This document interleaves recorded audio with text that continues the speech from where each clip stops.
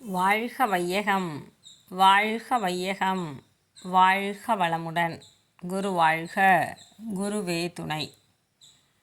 என்னை யான் அறிய வேண்ட இறைவாய் என் குருவாய் வந்தாய். சென்னியில் சிந்தை வைத்து சீர்தவம் முறையாய் செய்தேன். உன்னையே என்னுள் காட்டி உள் நிறைந்த அறிவாய் நின்றாய். முன்னை சேர் வினை தூய்மைக்கே முயன்று அறநெறி வாழ்கின்றேன்.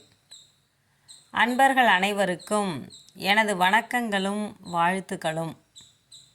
நித்திய அனித்திய நிலை மறவாத ஒத்த உயர்வில் உலகை நோக்கும் தத்துவ ஞானம், தவத்தின் வலிமை, சுத்தமாய் இரத்தம் சுழலும் ஆரோக்கியம், உத்தம வாழ்விற்கு உகந்த நற்செல்வம், எத்தகைய உயிரின் துன்பமும் போக்கும் சித்தமும், செயலில் கடமை உணர்வும், இத்தனையும் பெற்று இனிதே வாழ்வோம் என்ற உயர்ந்த சங்கற்பத்தோடு நாளொரு நற்சிந்தனையில் இன்று தெய்வம் படும் பாடு.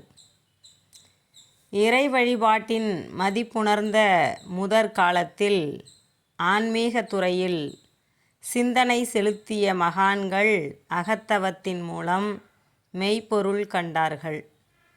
அதை மொழி விளக்கம் செய்தபோது அது வேதாந்தமாயிற்று.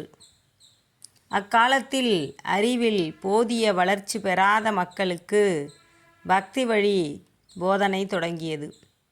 இறைவனை தனித்த சந்நியாசியாக காட்டி அதற்கு ஏற்ற உருவம் கற்பித்து வணங்க செய்தார்கள். மத்திய காலத்தில் பக்தி வழியில் இறை வழிபாடு மாற்றம் பெற்றது. மனிதனுடைய மன இயல்பை வைத்து கடவுளை கற்பித்தார்கள். தனியாக இறைவனுக்கு சிலை வைத்து வணங்குவது சிலருக்கு பொருந்தவில்லை. இறைவன் தனியாக இருந்ததை கண்டு பரிதாபப்பட்டார்கள். இறைவனுக்கு அருகில் சக்தியை வைத்து வணங்குவதற்கு முற்பட்டார்கள். தெய்வங்களுக்கு திருமணம் செய்து வைக்கப்பட்டது. மத்திய கால பிற்பகுதியில் தெய்வங்களை பழிவாங்க நினைத்தார்கள் சிலர். மனிதன் குழந்தைகளை பெற்று படும் பாட்டை தெய்வமே பட்டு பார்க்கட்டும் என்ற கருத்தில் தெய்வங்களுக்கு பிள்ளைகளை உருவாக்கினார்கள். தற்கால விஞ்ஞான யுகத்தில் பக்தி மார்க்கத்தில் ஒரு புதுமை மலர்ந்தது. கடவுள்களுக்கு அலங்காரம், பொன், வைர நகைகளும் வான வேடிக்கை முதலியனவும் கூட்டப்பெற்றன. காலத்திற்கு ஏற்ப தெய்வங்களுக்கு ஆடைகளும் மாற்றப்பட்டன. முதற்காலத்தில் காட்டு மிருகங்களின் தோள்கள் உடுத்தப்பட்டன. பிறகு நார்பட்டு உடைகள் உடுத்தப்பட்டன.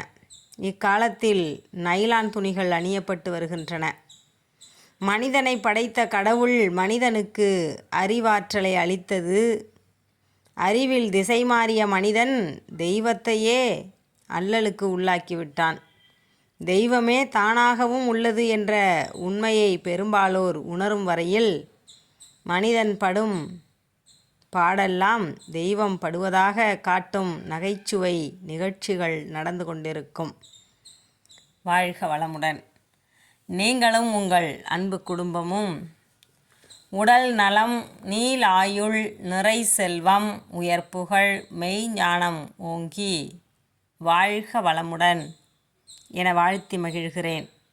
மீண்டும் நாளை சந்திப்போம். அன்புடன் சீதா செந்தில்குமார்.